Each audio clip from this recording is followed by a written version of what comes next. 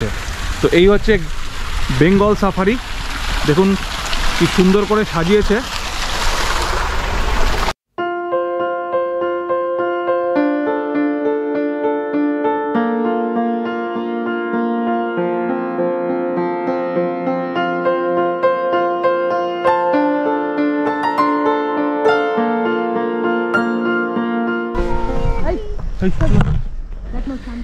তো হাতি জঙ্গলের মধ্যে ঢুকে গেছে, আমরা আবার হাতির পিঠে করে যাচ্ছি জঙ্গলের মধ্যে।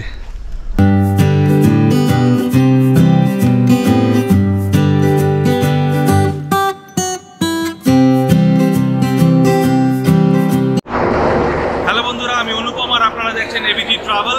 আর আমি এখন দাঁড়িয়ে রয়েছি শিয়ালদা স্টেশনে, আর আমার পেছনে যে ট্রেনটা দাঁড়িয়ে রয়েছে এটা হচ্ছে পদাতিক এক্সপ্রেস। তো এই পদাতিক এক্সপ্রেস করে আমি যাচ্ছি এনজেপি।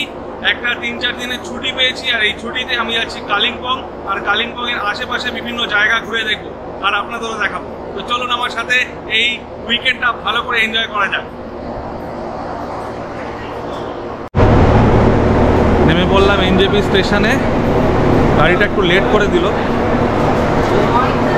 আসার কথা ছিল সকাল 9টার সময়, আর 10:30টায় এসে পৌঁছালো। তো 1.5 ঘন্টা অলরেডি লেট হয়ে গেছে।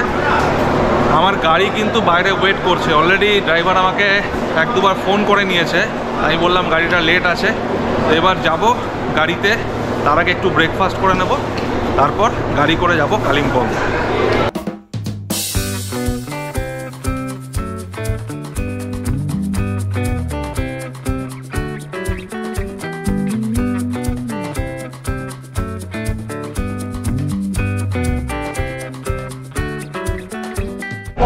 তো ড্রাইভারের সাথে কথা বলে এখন এখানে ওয়েট করছি। এখানে আমার ড্রাইভার এসে আমার সাথে দেখা করবে, তারপর গাড়ি করে যাব। তো এখানে কিন্তু প্রচুর ভিড় আজকে, এখানে প্রচুর ট্যুরিস্ট এসছে। কেউ দার্জিলিং যাচ্ছে, কেউ গ্যাংটক যাচ্ছে, আর ট্যাক্সিওয়ালারা দার্জিলিং দার্জিলিং গ্যাংটক গ্যাংটক করে চিৎকার করছে। তো দেখাচ্ছি আপনাদের কতটা ভিড়। এই দেখুন,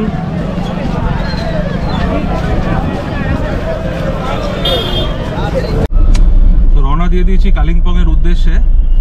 আর রাস্তাতে আমি এখানে একটা বেঙ্গল সাফারি আছে, বেঙ্গল সাফারি পার্ক।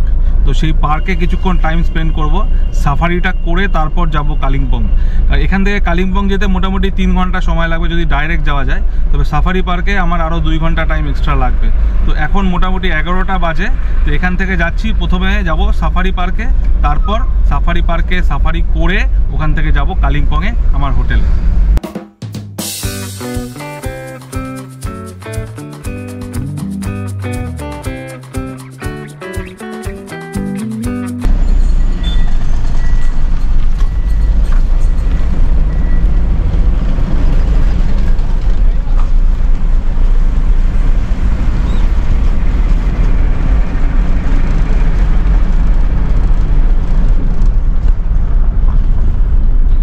পৌঁছে গেছি বেঙ্গল সাফারিতে।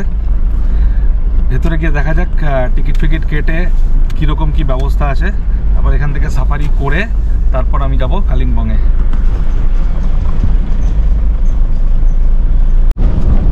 তো গাড়ি নিয়ে ভেতরে এন্ট্রি করে গেলাম।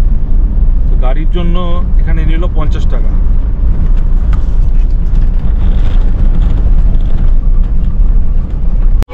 চলে এসেছি বেঙ্গল সাফারি পার্কে। এটা হচ্ছে পার্কিং। তো পার্কিংয়ে চারপাশে বড় বড় গাছ লাগানো, আর চারপাশের যে পরিবেশটা সেটা একদম জঙ্গলের পরিবেশ। তো আশা করি সাফারিটাও খুব ভালো হবে। তো ভেতরে গিয়ে টিকিট কাটতে হবে, তারপর ভেতরে এন্ট্রি করতে হবে।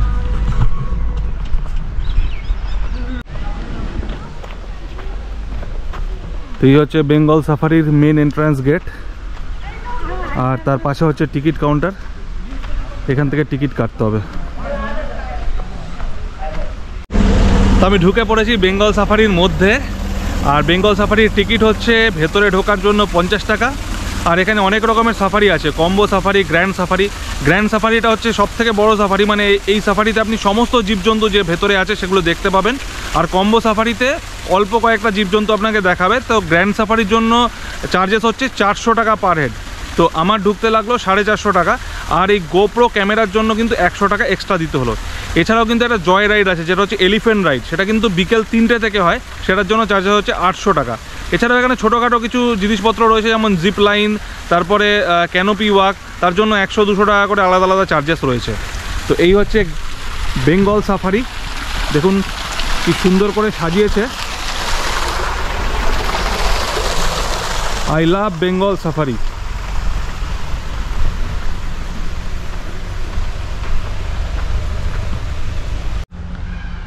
সাফারির টোটাল টাইমিং হচ্ছে 1 ঘন্টা। তো আমার যে সাফারিটা এখন স্টার্ট হবে সেটা হবে হচ্ছে 12:30 থেকে। তো আমি এখন এখানে চলে এসেছি, একটু ঘুরে ফিরে দেখছি। সাফারি স্টার্টিং পয়েন্ট একটু কাছেই রয়েছে, তো এখানে কতগুলো বাস দাঁড়িয়ে রয়েছে ছোট ছোট, ওই বাসে করে যেতে হবে সাফারি করতে। 12:30 থেকে সাফারি। তো তার আগে একটুখানি চা খেয়ে নিলাম আর একটা ছোট্ট করে মোমো খেয়ে নিলাম। এই মোমোটা বেশ ভালো লাগলো খেতে।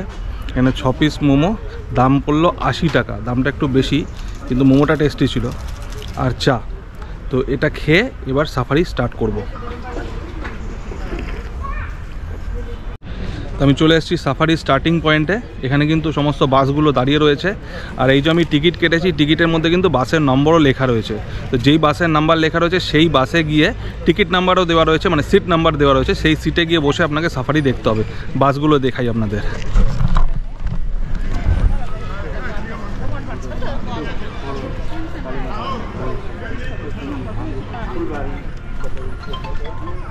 Vale. Alô?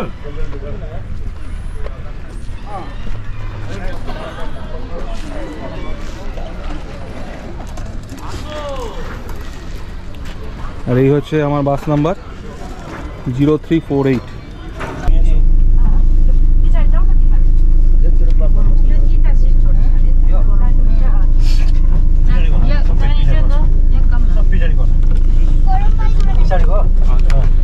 বসে গেছি সাফারির বাসে, কিছুক্ষণের মধ্যে সাফারি স্টার্ট হবে।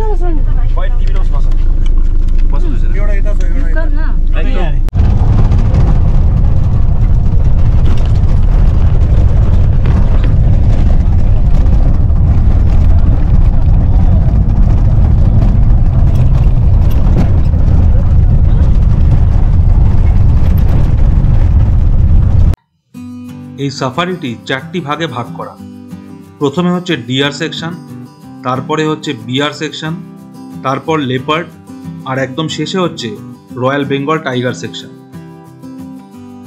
ডিয়ার সেকশনে ঢুকতেই গাড়ির ডান দিকে চোখে পড়ল এক পাল হরিণ।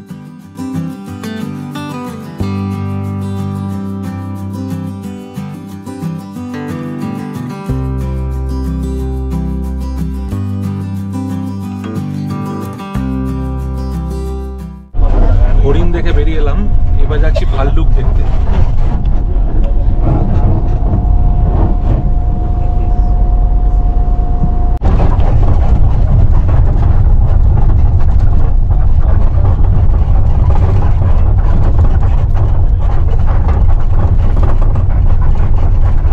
ভাল্লুকের সেকশনে প্রায় অনেকক্ষণ ধরে ঘুরছি, কিন্তু এখনো পর্যন্ত কিন্তু ভাল্লুকের দেখা পাইনি। দেখি আগে দেখা যায় কিনা।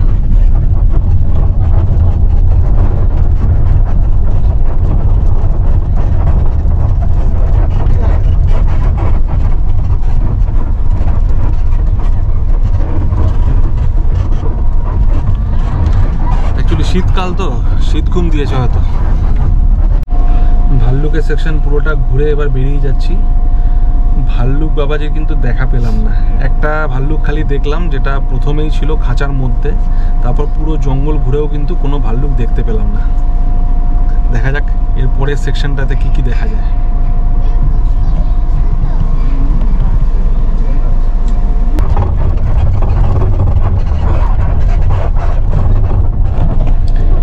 এবার যাচ্ছি চিতাবাঘ দেখতে। চিতাবাঘ কিন্তু একদম সামনে থেকে খুব দারুণ ভাবে দেখলাম, একদম রাস্তার ধারে, যেন আমাদের জন্যই বসে রয়েছিল।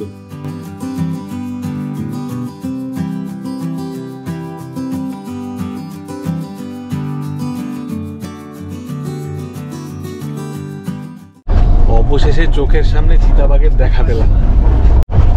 চিতাবাঘের সেকশন থেকে বেরিয়ে এবার যাব রয়্যাল বেঙ্গল টাইগার দেখতে।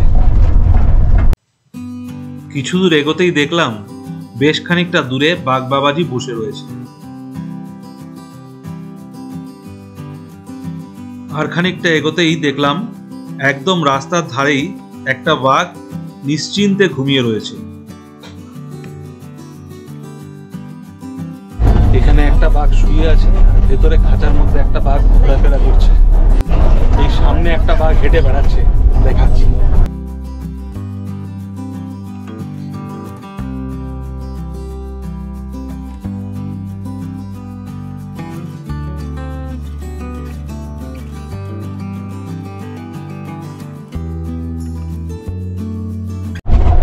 টাইগার সেকশনে কিন্তু অনেকগুলো রয়্যাল বেঙ্গল টাইগার দেখলাম, এবার বেরিয়ে যাচ্ছি।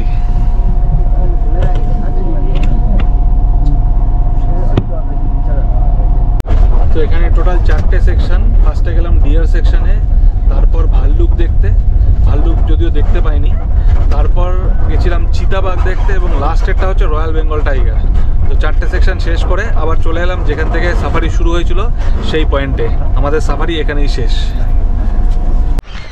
এখানে একটা জয় রাইড হয়। জয় রাইডটা হলো হাতির পিঠে চড়ে জঙ্গলের মধ্যে ঘোরায়।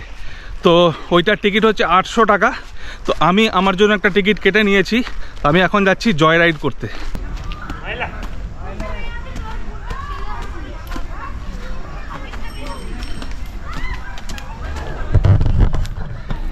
এবার যাচ্ছি হাতির পিঠে উঠতে। এই যে এই ওয়াচ টাওয়ারের মতন করা রয়েছে, এখান থেকে হাতির পিঠে উঠতে হবে।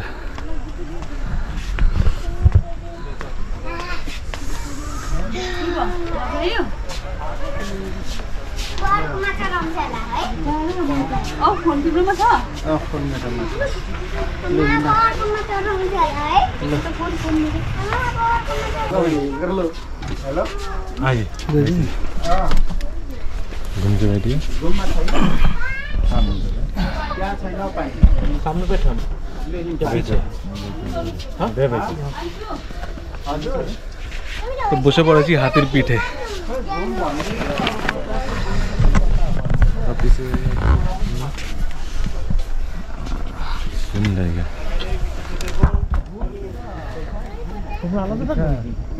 আচ্ছা উস সাইড पे हाँ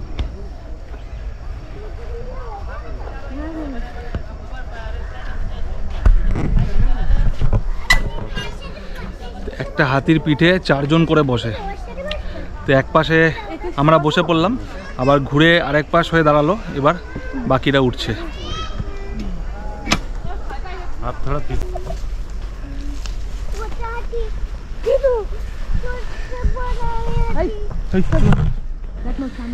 তো হাতি জঙ্গলের মধ্যে ঢুকে গেছে।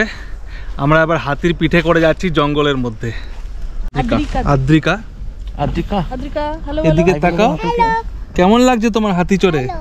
ভালো লাগছে? হাতি কেমন ভাবে যাচ্ছে গো? দুলে দুলে।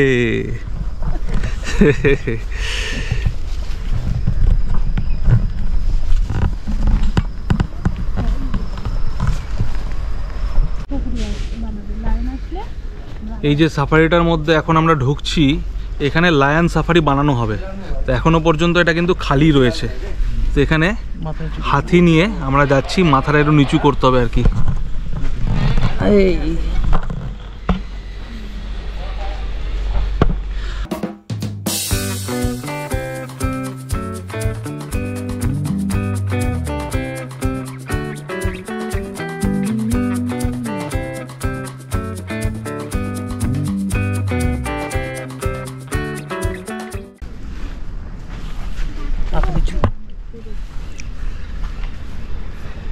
এই মাঝখানে যে লায়ন সাফারিটা হবে ওখান দিয়ে আমরা ঘুরে চলে এলাম। তো লায়ন সাফারিটা বলছে ফেব্রুয়ারি থেকে লায়ন আনার ব্যবস্থা চলছে। তো মোটামুটি মার্চ থেকে হয়তো চালু হয়ে যাবে। এখানে কিন্তু টোটাল 5টা জয় রাইড হয়। সকাল থেকে 45 মিনিট করে টোটাল 5টা শিডিউল আছে। তবে যদি লোক থাকে তবেই, তাই জন্য ম্যাক্সিমাম ডেতেই যেটা মাহুদ বলছিল সকালবেলার সাফারিগুলো কিন্তু হয় না, যেহেতু লোকজন থাকে না খুব একটা। তবে বিকালের যে জয় রাইড সেটা কিন্তু প্রতিদিনই হয়। তো এই সাফারিটা কিন্তু খুবই ভালো। এখানে কিন্তু জঙ্গল সাফারি হয়, জয় রাইড মানে এলিফ্যান্ট রাইড হয়, আর পুরো জায়গাটা কিন্তু বেশ সুন্দর, মানে জঙ্গলের মধ্যে পরিবেশটা পুরো জঙ্গলের পরিবেশ। আর এখানে কিন্তু বাচ্চাদের নিয়ে এসে খুব সুন্দর এনজয় করা যায় একটা ফুল ডে। তো আপনারাও অবশ্যই আসবেন বেঙ্গল সাফারিতে। এবার এখান থেকে আরেকটু ঘুরে ফিরে নিয়ে তারপর এখান থেকে আবার রওনা হব কালিম্পংয়ের উদ্দেশ্যে। এখানে কিন্তু একটা খুব সুন্দর পার্ক রয়েছে, বাচ্চারা এখানে খেলা করছে।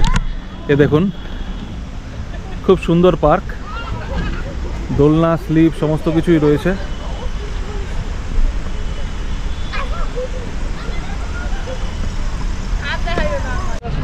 তো আমি চলে এসেছি বেঙ্গল সাফারির ফুড কোর্টের সামনে। এখানে কিন্তু খাবার দাবার পাওয়া যায়, এখানে একটা ফুড কোর্ট বানানো আছে। তো চলুন ভেতরে গিয়ে দেখা যাক কিছু পাওয়া যায় কি না। তো সকালে ব্রেকফাস্টটা কিন্তু খুব একটা সেরকমভাবে হয়নি, এখানে একটু মোমো খেয়ে নিয়েছিলাম, তো এবারে একটু কিছু খেয়ে নেব। এই যে এখানে অনেক কিছুই পাওয়া যাচ্ছে। এই হচ্ছে ফুড কোর্ট।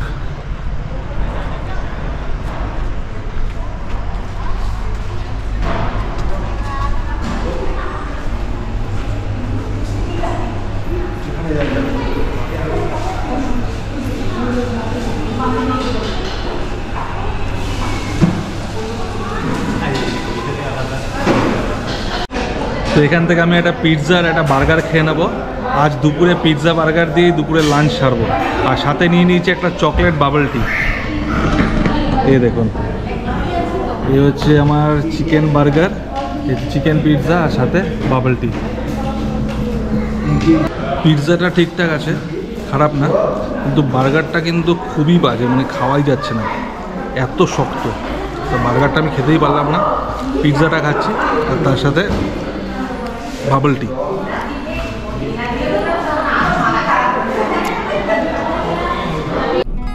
বেঙ্গল সাফারি থেকে বেরিয়ে তারপর রওনা দিয়ে দিলাম আমার গন্তব্য কালিম্পংয়ের উদ্দেশ্যে।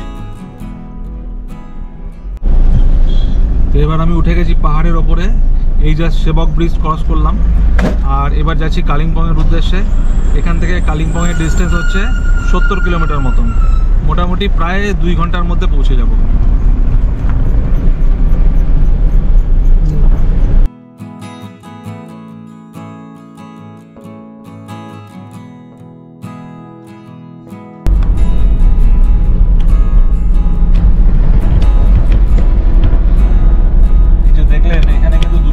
ভাগ হয়ে গেল, একটা গেল গ্যাংটকের দিকে আর আমি ধরে নিলাম কালিম্পংয়ের রুটটা। এখান থেকে দুটো রাস্তা, একটা গ্যাংটকের দিকে গেছে, একটা কালিম্পংয়ের দিকে। তো অবশেষে পৌঁছে গেছি আমার হোটেলে, পোলারিস সুইটস অ্যান্ড স্পা। এই দেখুন, এই হচ্ছে হোটেল। হোটেলের নিচে একটা ডমিনোজের শপও রয়েছে।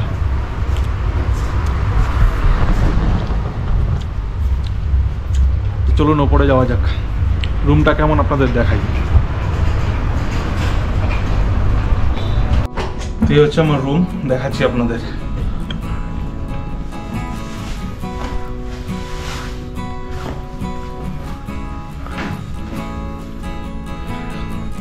একটা বেড রয়েছে, এখানে উইন্ডো, এখানে দেখুন টি কফি মেকার, জল, একটা টিভি রয়েছে, এখানে একটা বসার জায়গা, হচ্ছে মিরর, আর এপাশে হচ্ছে টয়লেট। টয়লেটটা দেখিয়ে দিই।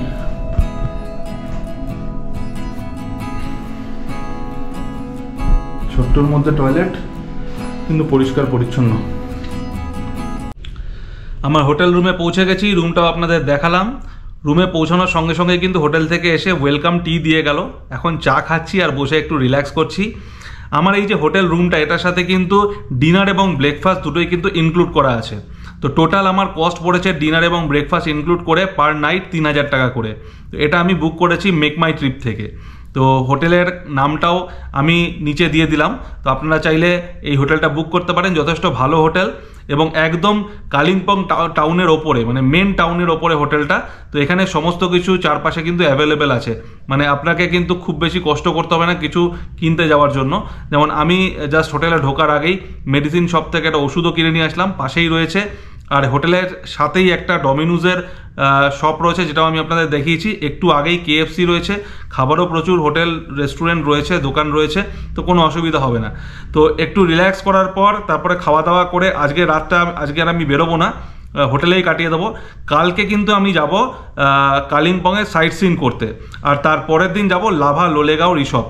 তো আশা করি আজকের ভিডিওটা আপনাদের ভালো লেগেছে। যদি ভিডিওটা ভালো লেগে থাকে তাহলে চ্যানেলটাকে সাবস্ক্রাইব করে দেবেন, আর নিচে একটা বেল আইকন আছে সেটাকেও কিন্তু ক্লিক করে দেবেন, যাতে আমার পরবর্তী ভিডিওটা সরাসরি আপনাদের কাছে পৌঁছে যেতে পারে। ভালো থাকবেন, দেখতে থাকুন এবিজি ট্রাভেল।